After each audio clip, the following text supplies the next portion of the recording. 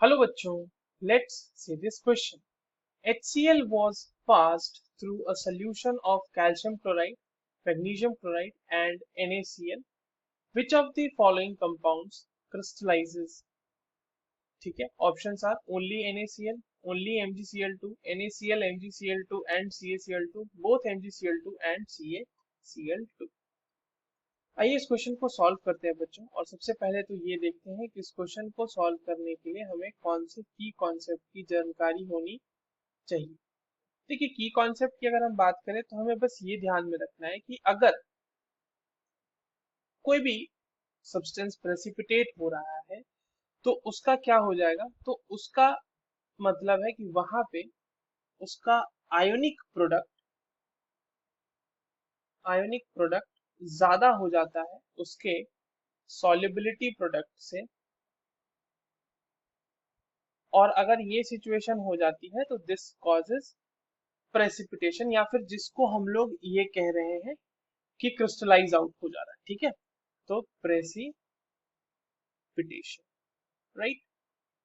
अब यहाँ पे एक और फैक्टर लगेगा बच्चों, वो है कॉमन आयन इफेक्ट। आगे देखते हैं कि कॉमन आयन इफेक्ट की वजह से होता क्या है। नाउ हमारे पास जो भी सॉल्ट गिवन है, चाहे वो कैल्शियम क्लोराइड है, मैग्नीशियम क्लोराइड है या NaCl, सब में क्लोराइड आयन है। तो जब HCl को आप पास कराओगे तो HCl आपको क्या देगा, H plus aqueous plus Cl minus aqueous, है ना। तो Cl माइनस जो है वो कॉमन आयन इफेक्ट कॉज करेगा सबके लिए। नाउ Cl माइनस की वजह से आप जैसे NaCl है तो NaCl तो डिसोसिएटेड होगा ना बच्चों, Na plus plus Cl minus.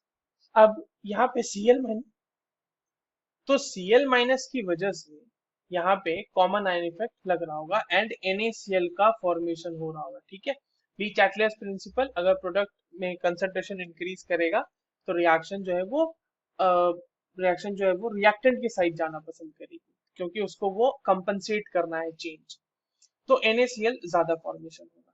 तो क्या होता है कि जब हम HCl को पास करा रहे हैं सोल्यूशन से तो NaCl का फॉर्मेशन होता है and NaCl will be getting precipitated out due to common ion effect। तो क्या होता है कि आयोनिक प्रोडक्ट आयोनिक प्रोडक्ट ज्यादा हो जाएगा इसका सॉल्युबिलिटी प्रोडक्ट से।